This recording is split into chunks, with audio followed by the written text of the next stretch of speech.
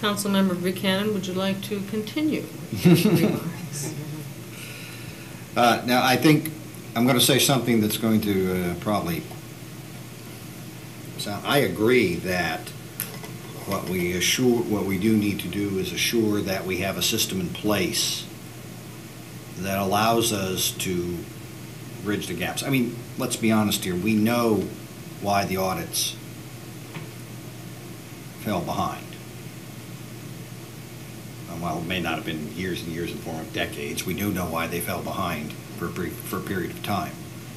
And that's because our internal record keeping was not consistent. It was hard to read. And staff knows this. This isn't news. Karen Schneider's now told us this several times. And frankly, we had some internal personnel issues that had to be resolved. And Karen Schneider is the byproduct of the efforts to resolve that. So that I think we do know what the problem was. And I think not calling it an audit is probably correct.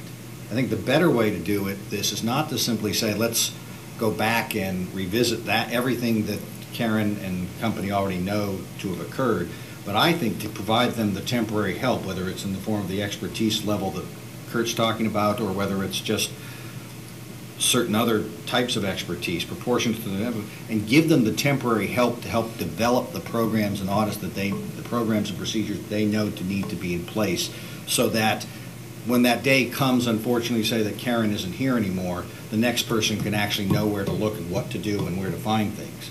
And honestly, that has probably never happened in this city. We've been a lot less formal. You can go back years and years and probably not find those kinds of internal audit procedures. So rather than trying to review a previous audit, which I don't think is what you're talking about now, because auditing an audit doesn't make a lot of sense, because okay, that's going to come up with a different set of numbers, and what, we have to get a third auditor to break the tie?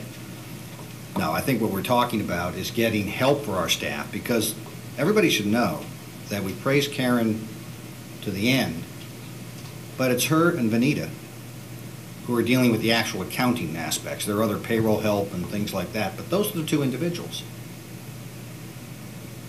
And they're very good, but this isn't Price Waterhouse internal here at Sierra Madre.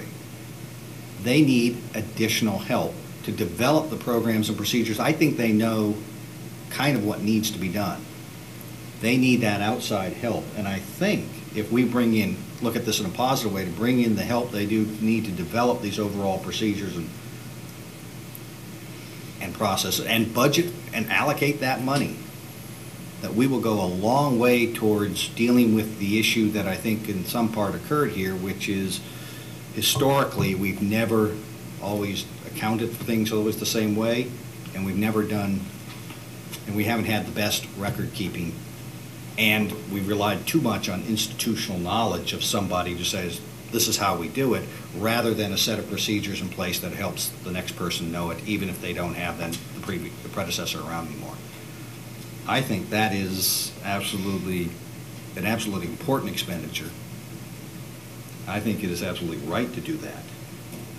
And that's the kind of procedure that I would stow. But I think staff can tell us what they need to make sure we have the continuity need to make so that this problem doesn't occur again. Councilmember Mosca?